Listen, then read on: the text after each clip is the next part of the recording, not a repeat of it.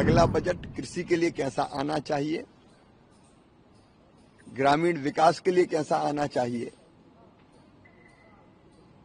Research में, कृषि के क्षेत्र में, अनुसंधान के क्षेत्र में और क्या क्या होना चाहिए, इस पर व्यापक चर्चा की थी। उसी आधार पर वित्त मंत्री जी से भेंट करके हमने बजट में इन विभागों के लिए क्या क्या बेहतर हो सकता है उसके सुझाव दिए हैं।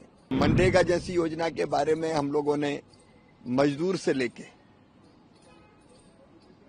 और काम करने वाले बाकी सब लोगों तक से चर्चा की थी, तो उन सुझाव को हमने माननीय वित्त मंत्री जी को दिया है।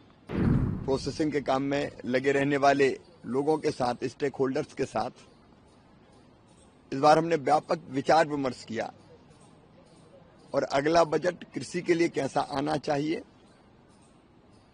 ग्रामीण विकास के लिए कैसा आना चाहिए, रिसर्च में, कृषि के क्षेत्र में, अनुसंधान के क्षेत्र में और क्या क्या होना चाहिए, इस पर व्यापक चर्चा की थी।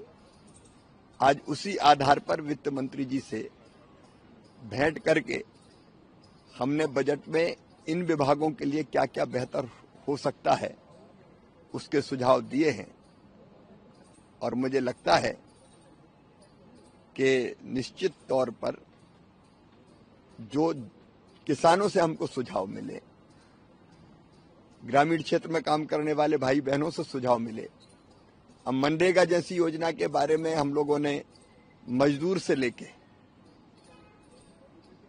और काम करने वाले बाकी सब लोगों तक से चर्चा की थी, तो उन सुझाव को हमने माननीय वित्त मंत्री जी को दिया है।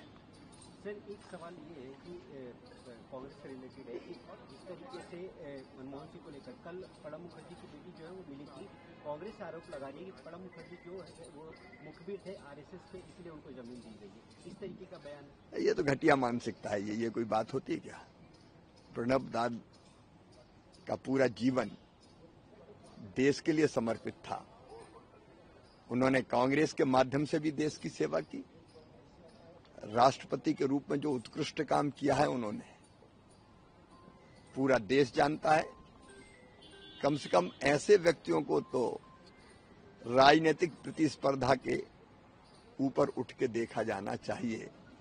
ये संस्कार भारतीय नहीं है, ये परंपरा भारतीय नहीं है कि आप इस तरह की घटिया बातें ऐसे सम्मानित व्यक्ति के बारे में करें। न्यूज नेशन अब व्हाट्सएप पर खबरों के ताजा अपडेट के लिए न्यूज नेशन के इस क्यूआर कोड को स्कैन करें।